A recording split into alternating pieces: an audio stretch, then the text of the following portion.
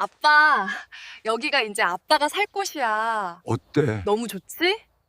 어? 비가 쏟아지는 깊은 산속, 무너진 폐가 앞이었습니다.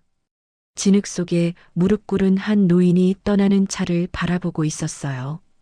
낡은 작업복은 흠뻑 젖어 있었습니다. 그의 떨리는 손은 진흙을 움켜쥐고 있었어요. 차의 빨간 후미등이 빗줄기 사이로 점점 작아지더니 완전히 사라졌습니다. 노인은 일어서려 했지만 다리에 힘이 풀렸어요. 다시 주저앉았습니다. 그때 그의 손이 작업복 안주머니로 들어갔어요. 거기엔 낡은 서류 한 장이 있었습니다. 노인의 입가에 쓸쓸한 미소가 번졌어요. 대체 무슨 일이 있었던 걸까요? 그리고 그 서류엔 무엇이 적혀 있었을까요? 이 놀라운 반전의 전체 이야기가 궁금하시다면 구독 버튼을 눌러주세요. 평범해 보이는 사람들의 숨겨진 이야기를 매일 전해드립니다. 자, 그럼 이틀 전으로 돌아가 보겠습니다. 이틀 전이었습니다. 강민지는 휴대폰을 보고 있었어요. 약혼자 박준혁 어머니의 문자였습니다. 내일 친척분들 오시는데 장인어른은 무슨 일 하세요? 민지의 손이 떨렸어요. 거짓말을 준비했습니다. 아버지는 이미 돌아가셨습니다. 그렇게 답장을 보내려는 순간이었어요. 초인종이 울렸습니다. 민지는 현관문을 열었어요. 아버지 강철민이 서 있었습니다. 낡은 작업복 차림이었어요. 구부정한 어깨, 거친 손, 때 묻은 옷깃. 딸아, 잘 지내니? 강철민이 환하게 웃었습니다. 민지는 얼굴이 굳었어요. 아빠, 왜 왔어요? 갑자기요? 오늘 내 약혼자 집 간다며? 아빠도 같이 가야지. 민지의 머릿속이 하얘졌습니다. 안 돼, 절대 안 돼. 준혁이 어머니가 이 모습을 보면, 친척들이 아버지를 보면, 민지는 급하게 말했어요. 아빠, 준혁이네는 다음에 가고요. 오늘은 제가 아빠 모실 좋은 곳 알아뒀어요. 좋은 곳?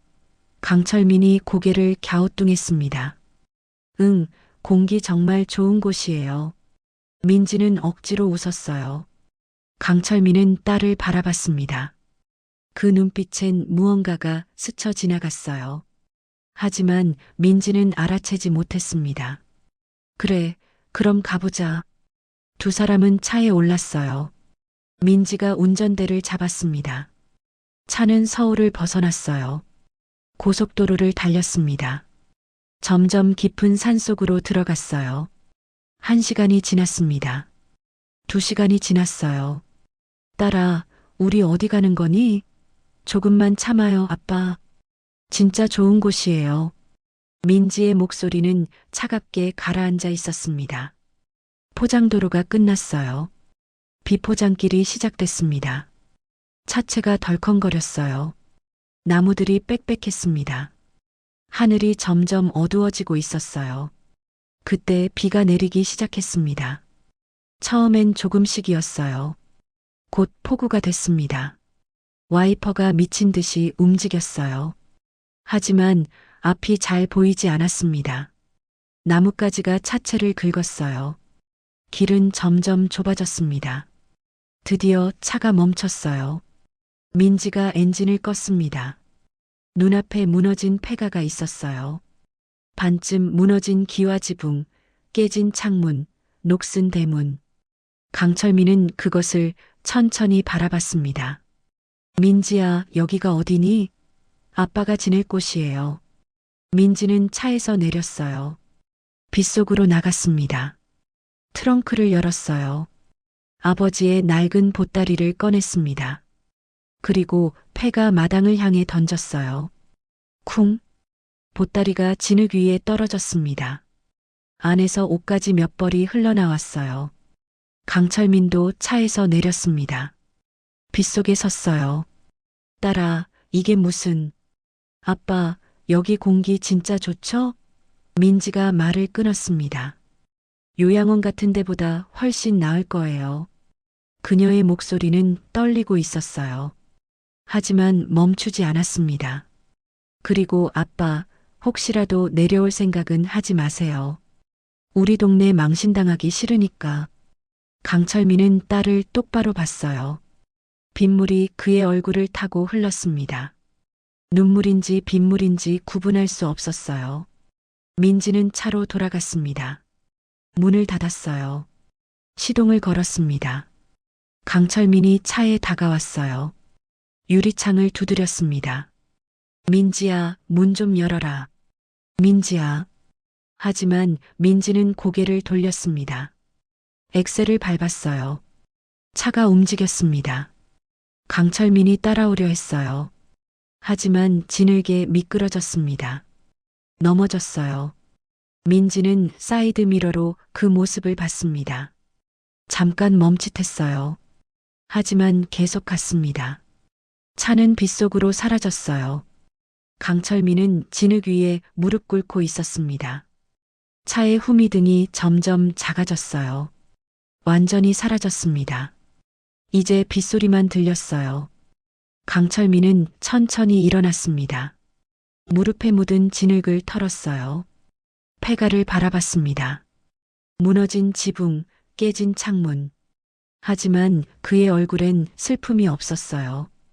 오히려 담담했습니다. 그는 작업복 안주머니에 손을 넣었어요. 낡은 등기권리증을 꺼냈습니다. 비에 젖지 않게 조심스럽게 펼쳤어요. 서울 강남구 테헤란로 520번지. 그 주소가 선명했습니다. 강철민은 그것을 바라보며 작게 웃었어요. 이제 시작이구나. 그는 보따리를 집어들었습니다. 폐가 안으로 들어갔어요. 먼지가 자욱했습니다. 하지만 비는 피할 수 있었어요. 구석에 앉았습니다. 또 다른 주머니를 뒤졌어요. 오래된 폴더폰이 나왔습니다. 전화를 걸었어요. 신호음이 울렸습니다. 여보세요, 회장님. 낮고 정중한 남자 목소리였어요.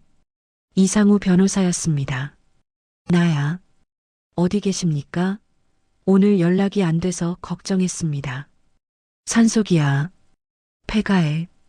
잠시 침묵이 흘렀어요. 변호사의 숨소리가 거칠어졌습니다. 설마.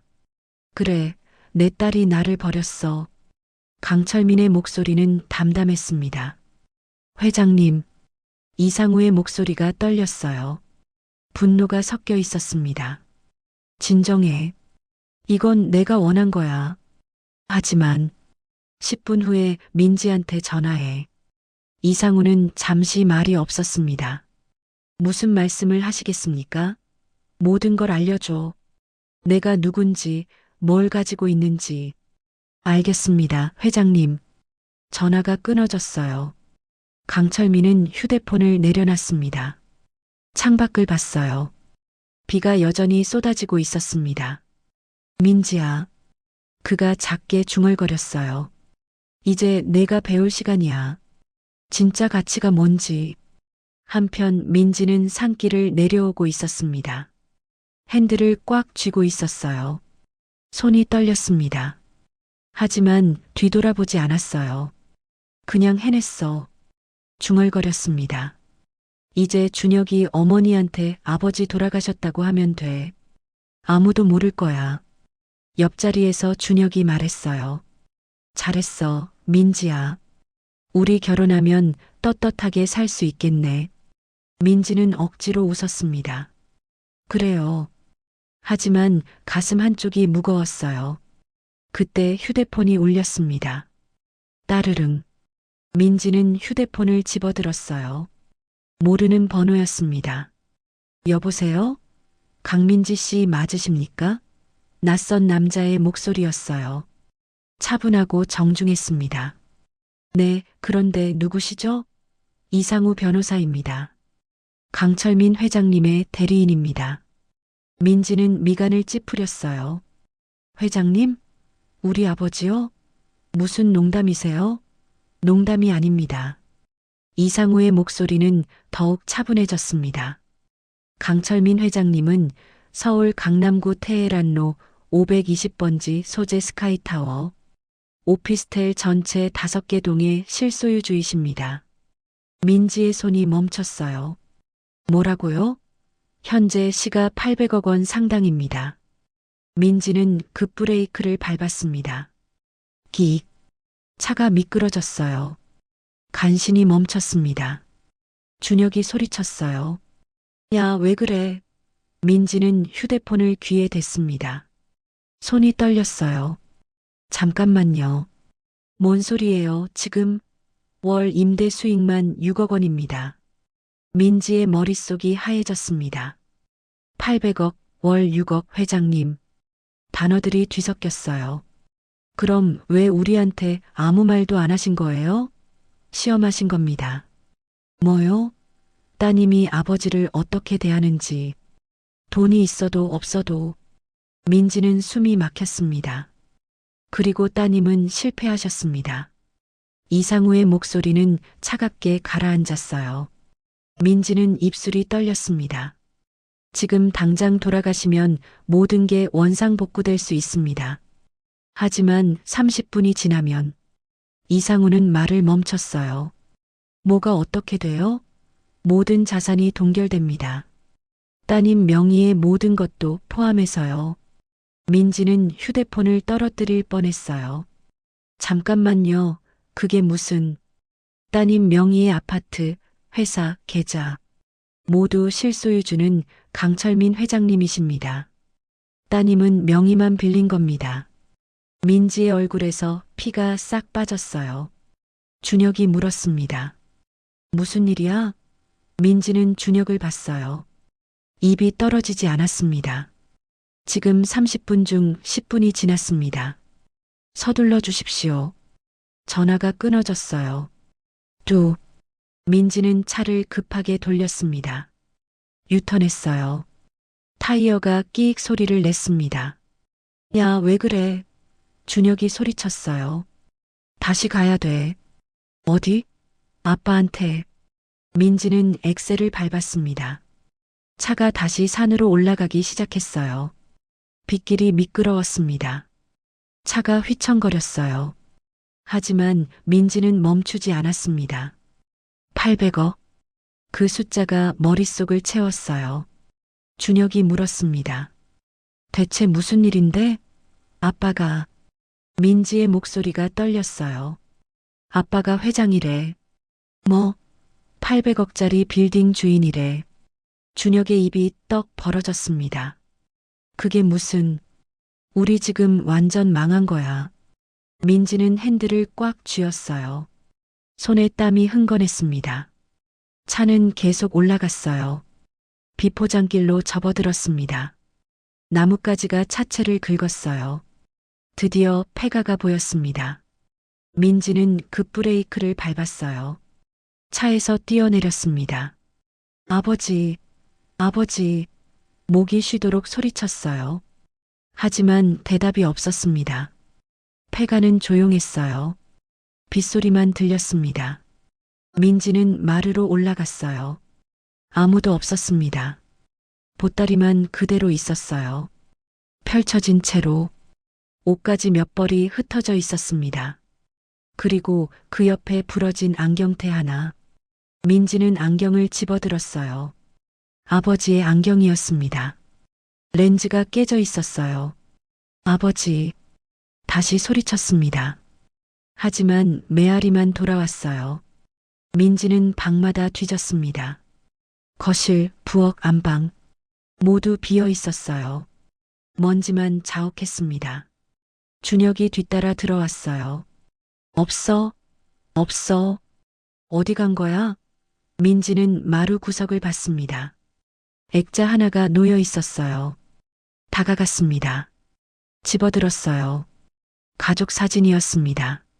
어린 민지를 안고 웃는 아버지. 하지만 액자 유리가 금이 가 있었어요. 민지의 얼굴을 가로질러. 민지는 액자를 뒤집었습니다.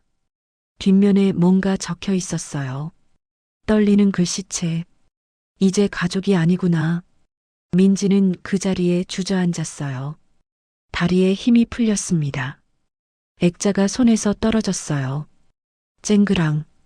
유리가 산산조각 났습니다. 아빠, 민지의 목소리가 떨렸어요. 나 뭔 짓을 한 거야? 준혁이 민지의 어깨를 흔들었습니다. 정신 차려. 변호사한테 전화해봐. 민지는 휴대폰을 꺼냈어요. 시간을 확인했습니다. 25분이 지났어요. 5분 남았습니다. 전화를 걸었어요. 신호음이 울렸습니다. 이상우입니다.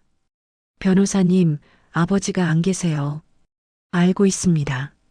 어디 계신지 알려주세요. 제발요. 회장님께서는 이미 떠나셨습니다. 이상우가 차갑게 말했어요. 떠나셨다니요? 더 이상 따님의 아버지가 아니라고 하셨습니다. 그게 무슨 30분이 지났습니다. 이상우가 말을 끊었어요. 모든 조치를 실행하겠습니다. 잠깐만요, 제발. 자산 동결, 계약 해지, 법적 고발 준비 모두 진행됩니다. 민지는 무릎이 꺾였어요. 제발 한 번만 더 기회를. 기회는 지금까지 충분히 있었습니다. 이상우의 목소리는 단호했어요. 따님께서 그 기회를 모두 버리셨습니다. 전화가 끊어졌습니다. 민지는 휴대폰을 바닥에 떨어뜨렸어요. 손에 힘이 없었습니다. 준혁이 물었습니다. 어떻게 됐어? 끝났어. 민지의 목소리는 텅 비어 있었어요. 다 끝났어. 뭐가? 전부. 민지는 얼굴을 손으로 가렸습니다. 다음 날 아침이었습니다. 민지는 자신의 아파트로 돌아왔어요. 현관문 앞에 섰습니다. 비밀번호를 눌렀어요. 삐삐. 틀렸다는 소리만 났습니다. 다시 눌렀어요. 또 틀렸습니다. 왜 안 열려? 민지는 당황했어요. 그때 현관문에 붙은 종이가 보였습니다. 빨간색 종이. 압류 통지서. 민지는 그것을 떼어냈어요. 손이 떨렸습니다. 압류. 그 글자가 선명했어요. 실소유주 강철민의 요청에 의해 본 부동산을 압류 조치합니다. 민지는 주저앉았습니다. 집도 중얼거렸어요. 집도 없어졌어. 준혁이 옆에서 말했습니다. 민지야, 우리 관계 정리하자. 민지는 고개를 들었어요. 뭐라고? 이런 사기꾼 집안이랑은 못 살아. 준혁은 차갑게 말했습니다. 나 가야겠어. 준혁은 돌아섰어요. 걸어갔습니다.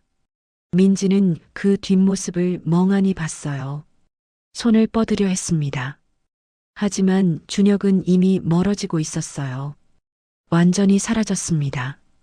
민지는 혼자 남았어요. 복도에 앉아서 지나가는 사람들이 쳐다봤습니다.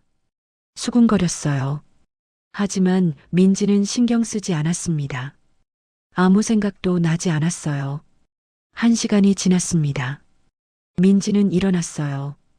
회사로 가야 했습니다. 지하철을 탔어요. 회사에 도착했습니다. 사무실 문을 열려고 했어요. 하지만 열리지 않았습니다. 카드키가 작동하지 않았어요. 민지는 초인종을 눌렀습니다. 인사팀 직원이 나왔어요. 민지 씨, 오늘부터 출근 정지입니다. 왜요? 빌딩 계약이 해지됐어요. 회사가 이사 가야 해서 구조조정 들어갔습니다. 민지 씨는 명단에 있어요. 민지는 말문이 막혔습니다. 회사도. 죄송해요. 직원은 문을 닫았습니다. 민지는 복도에 서 있었어요.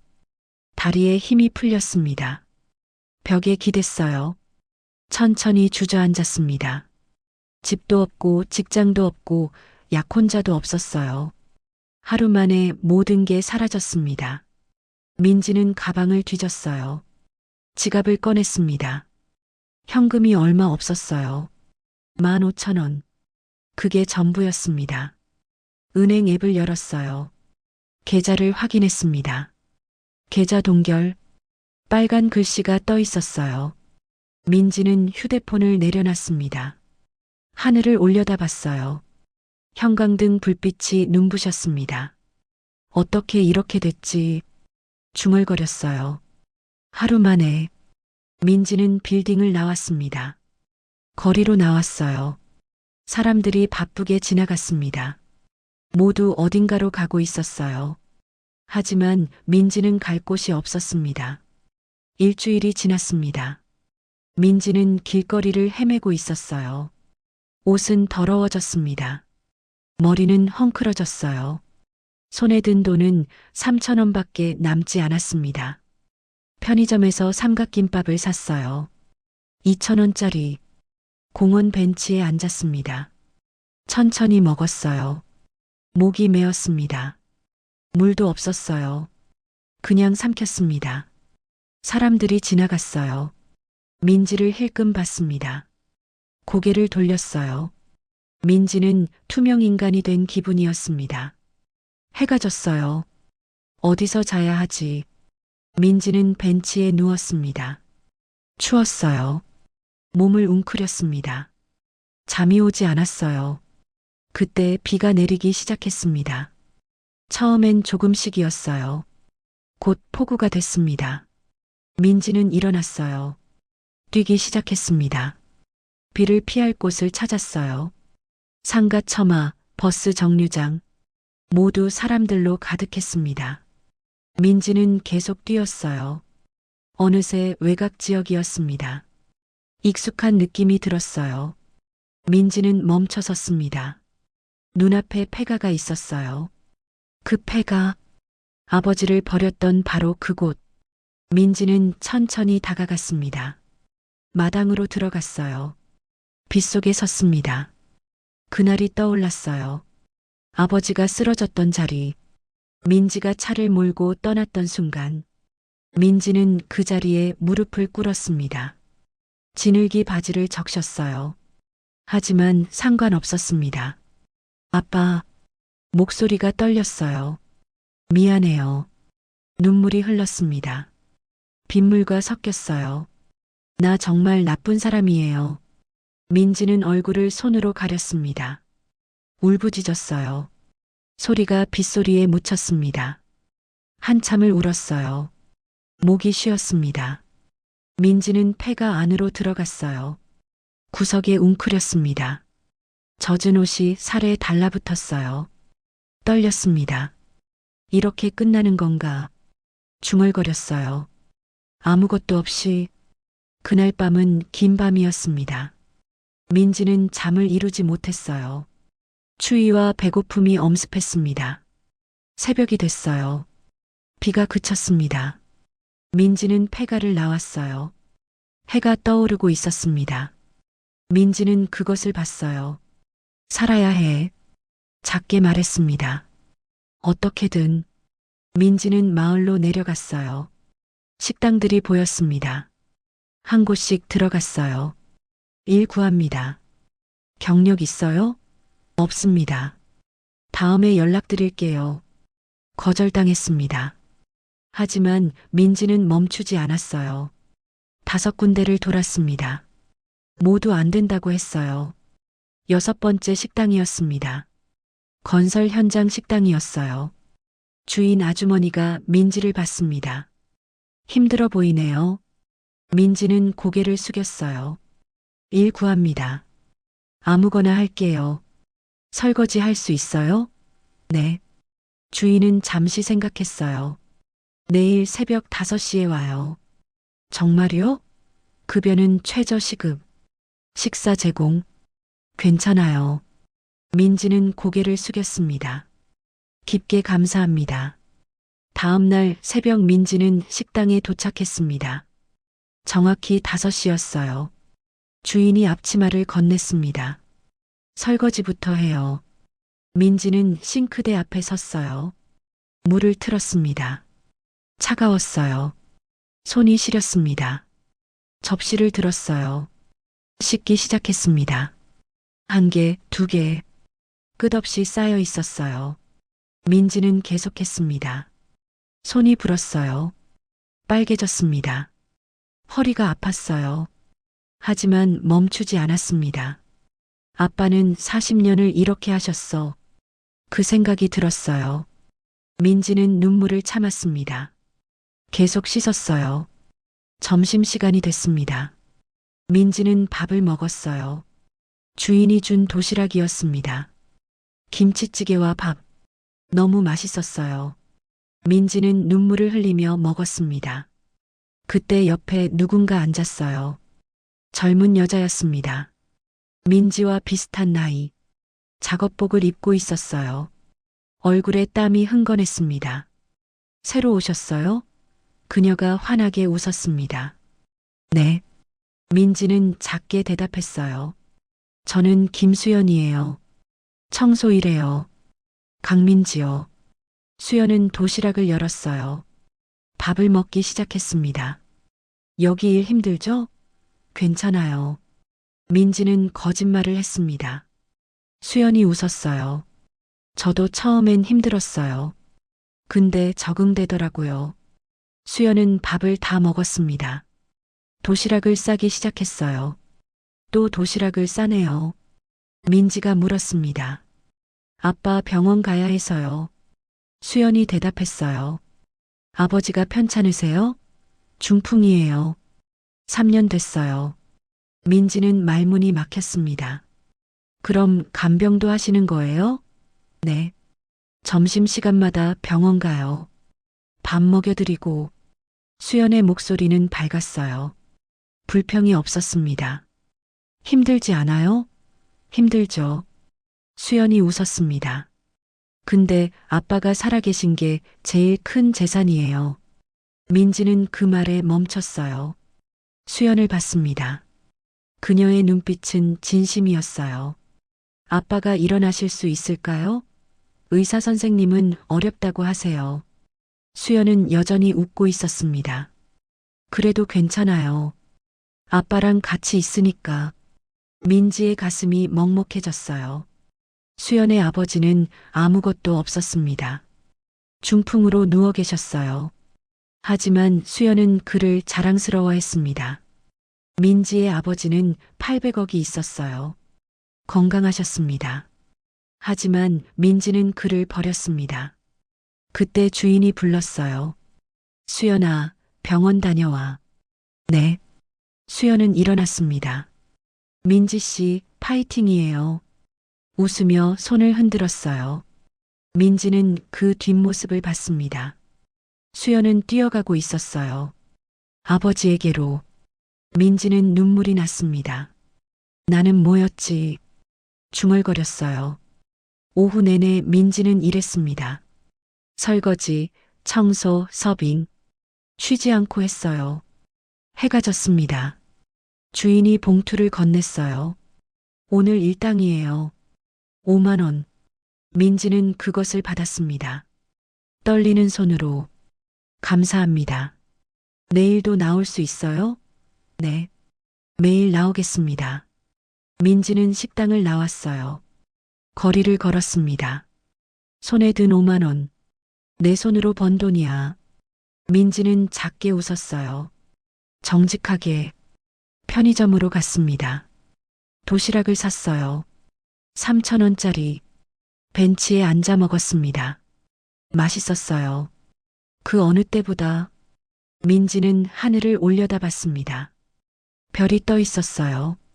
아빠, 작게 불렀습니다. 이제 조금 알 것 같아요. 아빠가 왜 그러셨는지. 한 달이 지났습니다. 민지는 매일 새벽에 일어났어요. 식당으로 갔습니다. 일했어요. 손은 거칠어졌습니다. 허리는 아팠어요. 하지만 민지는 행복했습니다. 돈을 모으기 시작했어요. 한 푼, 두 푼. 낭비하지 않았습니다. 석 달이 지났습니다. 150만 원을 모았어요. 고시원을 알아봤습니다. 월세 30만 원. 작은 방이었어요. 하지만 민지에겐 궁전 같았습니다. 여기로 하겠습니다. 계약했어요. 그날 밤 민지는 침대에 누웠습니다. 얼마 만에 침대인지 눈물이 났어요. 아빠, 전 지금 살아가고 있어요. 창밖을 봤습니다. 별이 떠 있었어요. 아빠처럼요. 6개월이 지났습니다. 민지는 주임이 됐어요. 급여도 올랐습니다. 한 달에 250만 원. 많은 돈은 아니었어요. 하지만 민지는 만족했습니다. 정직하게 번 돈이니까. 어느 날 민지는 퇴근길에 강남을 지나가고 있었어요. 테헤란로였습니다. 높은 빌딩들이 줄지어 서 있었어요. 그 중에서도 유독 큰 건물들이 보였습니다. 스카이타워. 5개 동이 나란히 서 있었어요. 30층짜리 건물들. 민지는 걸음을 멈췄습니다. 올려다봤어요. 저게 중얼거렸습니다. 아빠가 만드신 거야. 빌딩마다 불빛이 환했어요. 수많은 회사들이 입주해 있었습니다. 월 임대료만 6억 원. 40년 동안 아버지가 쌓아 올린 것.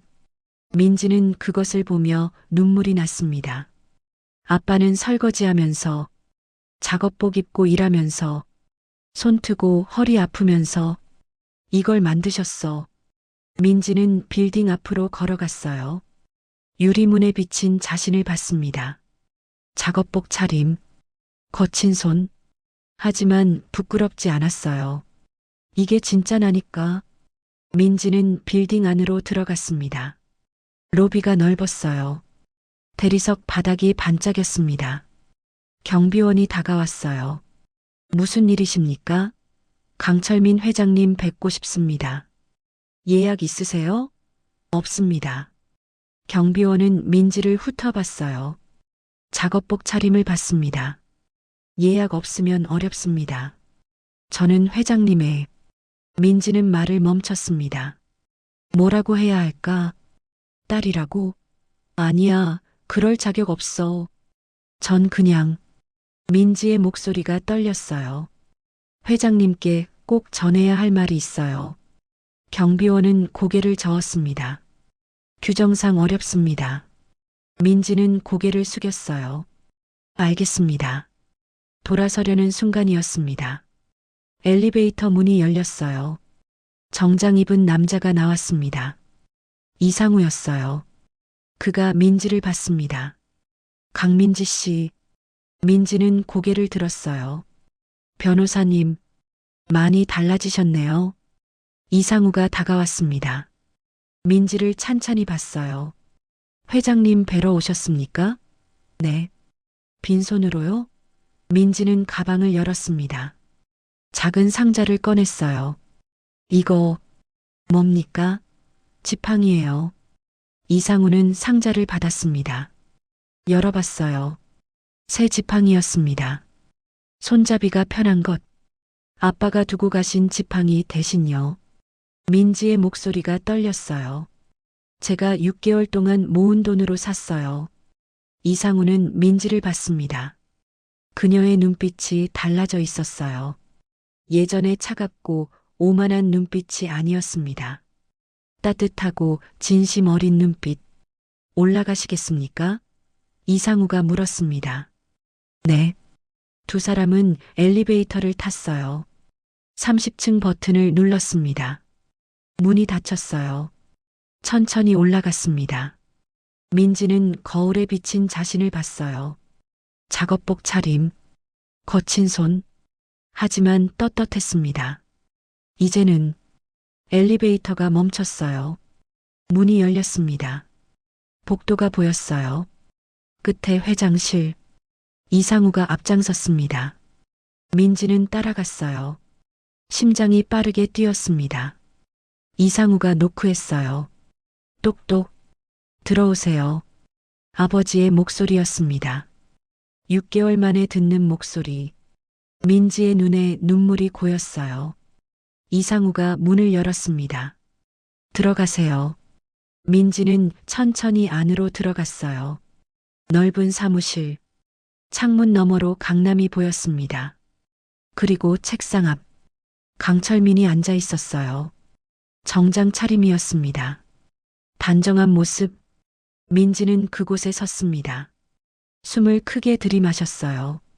강철민은 서류를 보고 있었습니다. 고개를 들지 않았어요. 무슨 일이십니까? 목소리는 차갑고 냉정했습니다. 민지는 입을 열었어요. 떨리는 목소리로. 저, 강민지입니다. 강철민의 손이 멈췄습니다. 천천히 고개를 들었어요. 민지를 봤습니다. 두 사람의 눈이 마주쳤어요. 강철민은 민지를 바라봤습니다. 표정이 없었어요. 차갑고 냉정했습니다. 누구신가요? 민지의 가슴이 철렁했어요. 저예요. 민지예요. 내게 딸은 없습니다. 강철민은 다시 서류를 봤어요. 용건만 말씀하세요. 민지는 가방에서 상자를 꺼냈습니다. 책상 위에 놓았어요. 이게 뭡니까? 지팡이에요. 아빠가 두고 가신 거 대신요. 민지의 목소리가 떨렸습니다. 강철민은 상자를 열어봤어요. 지팡이를 꺼냈습니다. 손잡이를 만졌어요. 그리고요? 제가 6개월 동안 모은 돈으로 샀어요. 민지는 무릎을 꿇었습니다. 아빠, 전 6개월 동안 아빠처럼 살아봤어요. 강철민은 아무 말도 하지 않았습니다. 설거지하고 청소하고 서빙하면서 민지의 눈에서 눈물이 흘렀어요. 손이 트고 허리 아프고 다리 절리면서 이제 알았어요. 아빠가 얼마나 대단한 분인지. 강철민의 손이 미세하게 떨렸습니다. 40년 동안 이렇게 사시면서 민지는 고개를 들었어요. 저 하나 키우시려고 이걸 만드셨어. 창밖의 빌딩들을 가리켰습니다.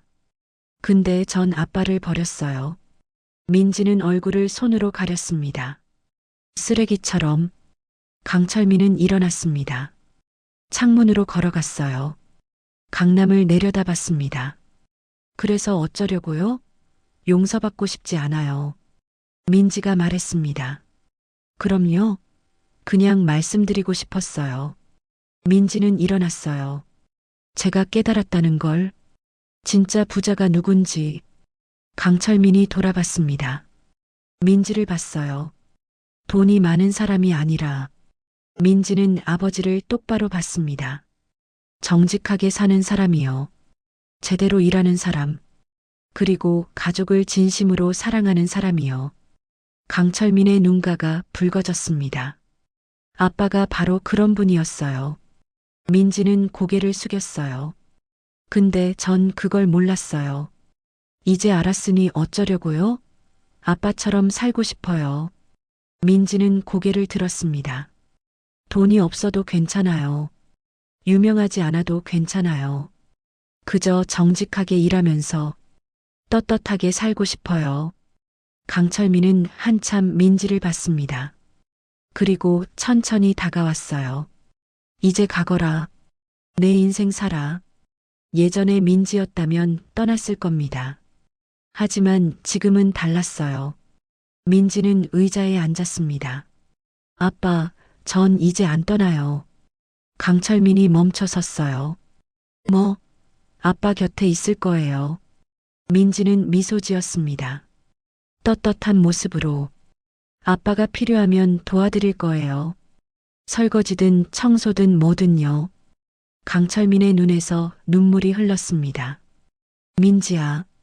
그의 목소리가 떨렸어요. 내 딸. 강철민은 민지에게 다가갔습니다. 손을 내밀었어요. 민지는 그 손을 잡았습니다. 두 사람은 서로를 안았어요. 6개월 만에. 아니 어쩌면 평생 처음으로. 진짜 가족이 됐습니다. 아빠 사랑해요. 나도 사랑한다. 딸아. 창밖으로 햇살이 비쳤어요. 따뜻했습니다. 두 사람은 한참을 안고 있었어요. 말없이. 그리고 강철민이 물었습니다. 민지야, 넌 지금도 그 식당에서 일하니? 네. 그럼 내일부터 여기 와. 여기요? 응. 아빠 회사에서 일 배우자. 밑바닥부터. 민지는 환하게 웃었어요. 네, 아빠. 두 사람은 나란히 창가에 섰습니다. 강남을 내려다봤어요. 민지야. 네, 아빠. 진짜 부자가 뭔지 이제 아니? 네. 민지는 아버지를 봤습니다. 서로 사랑하는 사람들이요. 강철민은 딸의 어깨를 안았어요. 그래. 그게 제일 큰 재산이야. 두 사람은 웃었습니다. 새로운 시작. 민지는 매일 아침 출근합니다. 스카이타워로. 하지만 여전히 겸손하게 삽니다. 작은 원룸에서 살아요. 지하철을 타고 다닙니다. 그리고 주말마다 김수연을 만나요. 병원에 함께 갑니다.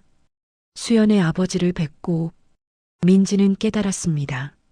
진정한 부는 돈이 아니라는 것을, 사람이라는 것을, 그리고 오늘도 민지는 아버지와 함께 저녁을 먹습니다. 작은 식당에서 소박하게, 행복하게,